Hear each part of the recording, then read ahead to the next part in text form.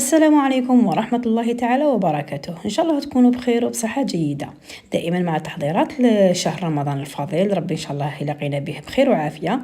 جبت لكم هذه الوصفة الشابة والبنة بزاف، الوصفة التقليدية الجزائرية اللي هي اشتريت حاجات بكويرات اللحم.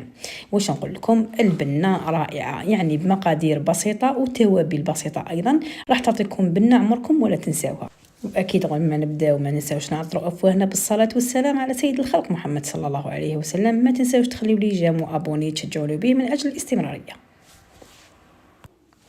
بالنسبه للمقادير، عندي قطعه من الدجاج اللي تكون متوفره، لو كان يكون طرف واحد راح يخلي لك البنه. عندي هنايا حوالي 500 غرام او اكثر من عندي هنا دنداشي، تقدروا ديروا فيونداشي ولا بولياشي ولا صدر تاع الدجاج، المهم لحم مرحي. شويه زيت، عندي هنايا واحد 2 مغارف كبار تاع رز على حسب الكميه تاع اللحم، طحنيهم في المطحنه تاع التوابل او بالمهراز، شويه ملح، قرينه تاع فلفل دريس تحبوا هذاك الكبير اللي ماشي حار بزاف، ولا قناوه. عندي هنا درسها مقبل، كنت طحنتها مقبل، يعني كنت محضرتها مقبل. عندي 2 ريصان كبيبرين متوسطين يعني فوق المتوسط تاع الثوم. توابل عندي عكري، فلفل كحل، كمون وكرويه. الكرويه هي البنه الرائعه اللي تخلي لنا هذيك النكهه المميزه نتاع شطيطها. حميصه ايضا مشمخه.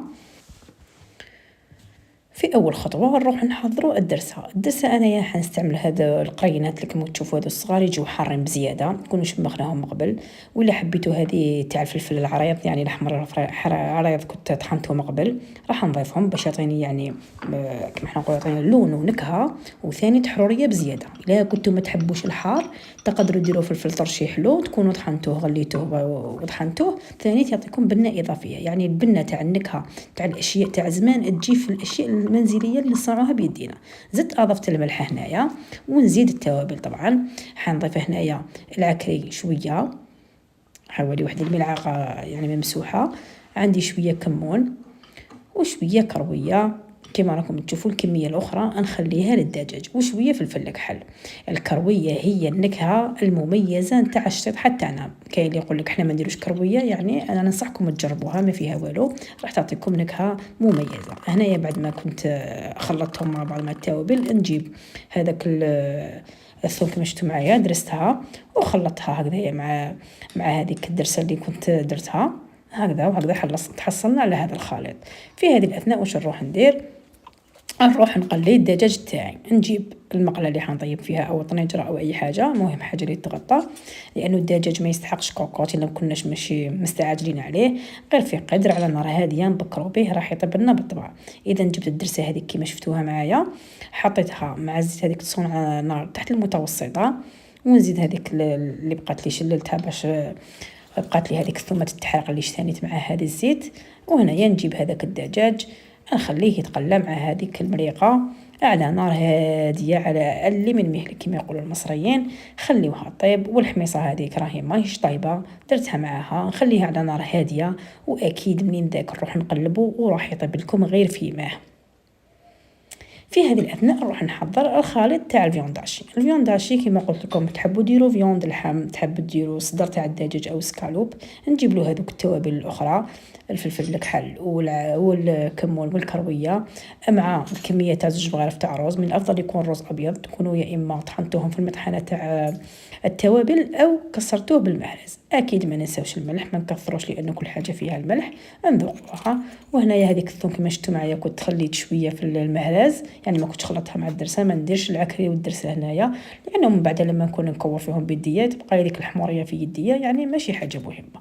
كما راكم تشوفون نحاول نخلطهم كامل باش يكون عندي خليط متجانس. طبعا كما راكم تلاحظون ما درتش حبه تاع البيض، والسر انه باش ما يتفتح لكمش اللحم كي تكون طيبوا فيه هو انكم تخليو المرقه تغلي مليح باش ترميو لها الحبه تاع او الكوريه تاع اللحم. كيما راكم تشوفون نديروا الحجم اللي يساعدني.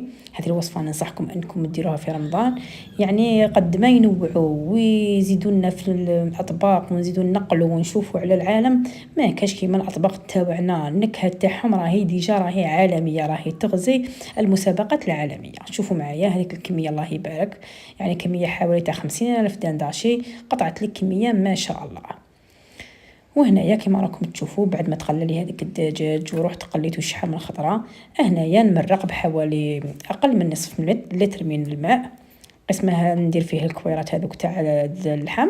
كما راكم تشوفوا بمجرد انه غلت لي هذيك المريقه نجيب هذوك الكريات تاع اللحم نديرهم لداخلها، وهكذا كما راكم تشوفوا بهذه الطريقه بلا بيض في الفيونداشي ما يتفتح لكم ما والو. وهكذايا بعد ما وزعته نحاول نغلغلهم هكذايا ونغلق عليهم ونخليهم حتى يطيبوا. شوفوا معايا هنايا مازال ما طابوليش، اذا نخليهم يطيبوا ونولي ليهم. اذا شوفوا معايا راكم تلاحظوا باللي هذاك المرقه راهي شربت، والدجاج تاعي راهو لبه ما شاء الله بالريحه. واش نقول لكم في المطبخ راهي تعبق ما شاء الله. تحبوا تخليوه يشرب اكثر من هكذا ولا تخليوه هكذا بالمرقه؟ هاي ليكم النتيجه في النهايه ما شاء الله. اذا يلا بينا نشوفوها في طاوله التقديم. هاوليك الغداء تاعنا. واش نقول لكم هذيك الرائحه راهي تهبل في المطبخ، خاصه لو كان تكونوا صايمين مع شريبه مع خبز الدار. واش نقول لكم يعني واش نقول لكم رائع. ننصحكم جدا انكم تعتمدوا هذه الوصفه، عمركم ولا حتندموا عليها. والان كما يقولوا مومنت اوف تروث، يعني حال لحظه الحقيقه. شوفوا معايا هذيك المريقه كيفاش هي ملبيه الله يبارك، والكويريه هذيك تاع اللحم كيفاش طابت لي للقلب الله يبارك، والدجاج طاب لي زبده ما شاء الله. يعني كيما يحب الخاطر الوصفه سهله سهل ممتنع مع شويه خبز الدار.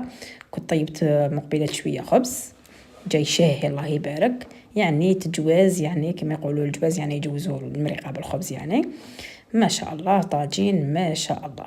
يعني هذه هي وصفتنا النهار اليوم، ان شاء الله تكون عجبتكم، ان شاء الله تجربوها وتعجبكم. اذا عجبتكم شاركوها مع اصدقائكم، ما تنسوش تخليوا لي جيم وتعليق ايجابي، يعني ما حين تخسروا والو. وفي الاخير ما بقى لي نقول لكم غير الى اللقاء والى فيديو قادم باذن الله. مع السلامه.